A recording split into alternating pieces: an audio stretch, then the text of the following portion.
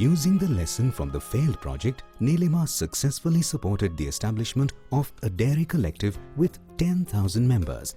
However, the bank was not adequately staffed to handle a loan facility to buy thousands of milking cows. The young workers of Nileema's association assisted the bank in setting up a joint liability account for the 10,000 farmers. We prepared necessary papers for the 10,000 farmers and submitted them to the bank, but the bank was short of manpower to process this. They taught me how to open various types of accounts. I helped open loans and savings accounts for the farmers. The bank also handed over all the work of the joint liability account to me.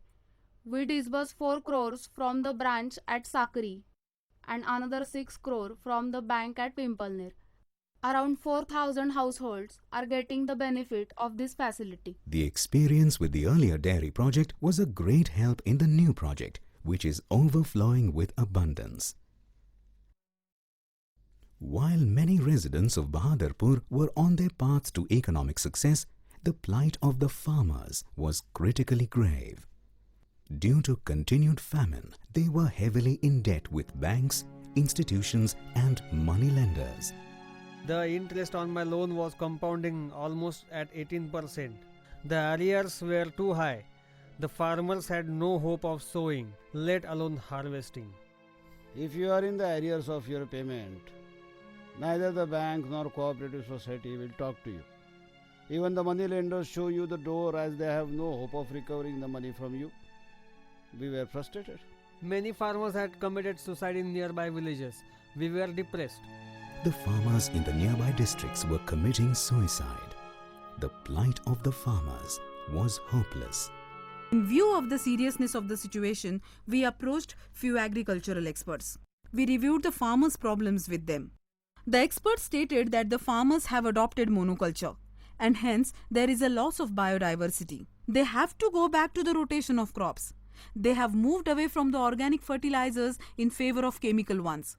They don't use crop loans for farming, but for marriages or to buy televisions. The experts believe that the farmers should lead a Spartan life without entertainment or celebrations. This all sounded ridiculous. Does the farmer have no right to enjoy life like others? Would the use of organic fertilizers really put an end to their plight? Will this help to stop their suicides? Nileema decided to save the lives on the verge of suicide. She urgently arranged funds for them to buy crop seeds. Fortunately, a good monsoon yielded good crops, and soon smiles appeared on the farmers' faces. This was a problem of all farmers. We did not want any farmer to face it alone. A community problem had to be tackled collectively by joining hands together. We established this culture in the community. Nileema organized the farmers into self-help groups. To relieve them from the debt trap, she arranged interest-free loans for them. Didi helped us a lot. She contacted other institutions and cooperative societies and helped us in repaying our loans. Her interest-free loans helped relieve a lot of our tension. She convinced these farmers that self-support was the key to solve their problems. They began working collectively. Shedding depression, they decided to learn new farming techniques. We had several discussions. The need of the farmers was to have funds on time without begging for it. We decided to generate revolving fund for this purpose, with confidence that the farmers will pay back every penny as soon as possible. The pioneering work of Bhagini Nivedita Gramin Vigyan Niketan has attracted many social organizations and foundations to come forward to help. I feel that it would be a model which would probably become a role model for others to follow, because nobody would have tried this with the farmer and the Shetkari community, where you say that if you want to build bore wells, we'll give you the money for a long term and you don't need to bother about monthly payments, because we'll work out flexible payment options as per your requirements. So if you want to pay back in 6 months every twice a year, that is fine. So that is what they have proposed and we have agreed to it. The villagers are launching new endeavors using available financial assistance.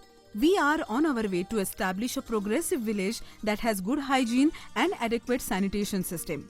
Each house must have its own latrine. Keeping this in mind, we are constructing private and public toilet facilities.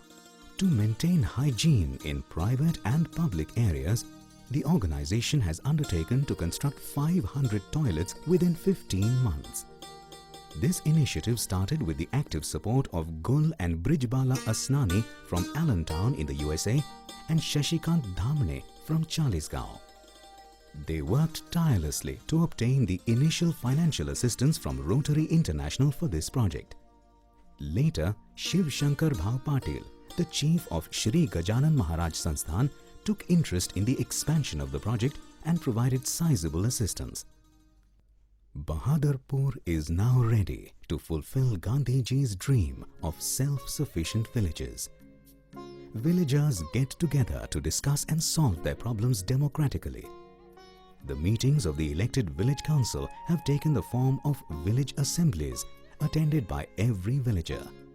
The women also participate actively in these meetings. People's direct participation in the planning and execution of development is an important facet of an ideal village.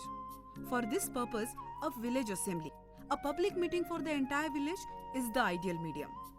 Though we want the village assembly to be the ultimate authority, this concept has not percolated to the grassroots. So we arrange a village assembly every month. All government schemes allotted to the village council are presented in the village assembly for collective decisions. We now educate villagers in administrative matters and make them aware of their responsibility towards the village social development. If the village follows the motto, "Our village, our rule," then there will be a real awakening leading to the development of the village. Nileema is confident that self-realization through the awareness of rights and responsibilities created amongst the villagers using village assembly is the only road to a prosperous village. A stand-alone village fund has been set up for the use of the villagers. We have set the appropriate criteria for eligibility for the distribution of the fund. A loan from this fund is interest-free. The distribution of the fund is decided with the participation of the village assembly. The applicant for a loan has to satisfy certain criteria. For example, the applicant has to have a latrine in his home. No one from their home is an alcoholic, and so on. The loan is approved only if the village assembly decides that the applicant fits into the eligibility criteria. As the loan amount increases, additional eligibility criteria are applied. For example, the home of the applicant should be fitted with roof water harvesting system. The applicant must be actively involved in social work at the village level through financial contribution as well as participation in the work involving labor and so on. An opportunity made available to responsible villagers for borrowing interest-free loans for genuine causes from the village fund has released them from the tentacles of private money lenders who charge exorbitant interest. Poverty is not born solely out of external circumstances, but also from one's state of mind. We need to shed our fears and create a self-sufficient economy. With this belief, Nileema studied the wretched poverty and exploitation of the slums in Dhole district. The small savings groups in Bahadurpur were helping to bring its economy back on track. Industries were being set up. I was curious to know how things were in the outside world. What are the problems? What are the means used to solve those problems? We decided to study the situation in slum areas. We came to know that the inhabitants of the slums in Dhule district were paying rupees 10 to 20 per month as interest on every 100 rupees. Private lenders normally charge 5 to 10% monthly interest. In case of urgent need, they even charge 15% per month. This is how it works here. When we go to borrow, they quote 10 to 15% per month, and even then they don't give the loan in time. They may loan the money later when the urgency has subsided. We went to take a loan. They made us run around here and there, and finally they declined. We feel that there is too much tension in a home over insignificant amounts. There are many ups and downs. If financing institutions could provide loans at reasonable interest rates, then the borrowers would not face problems. If this will happen, then people will move forward and make progress. Knowing the basic principles behind economic progress, Nileema put together a financial system for these slum women. Didi from Bahadarpur told us about small savings groups. We didn't know anything. We felt happy. 15 of us started a savings group. Each contributed 50 rupees every month for 5 months. Later we increased it to 100 rupees. We are happy to have our own fund when we need it. 4 of us have borrowed 10,000 rupees each from the fund. Someone had to celebrate a wedding, someone needed money for childbirth, another woman wanted to construct a house for her family, and so on.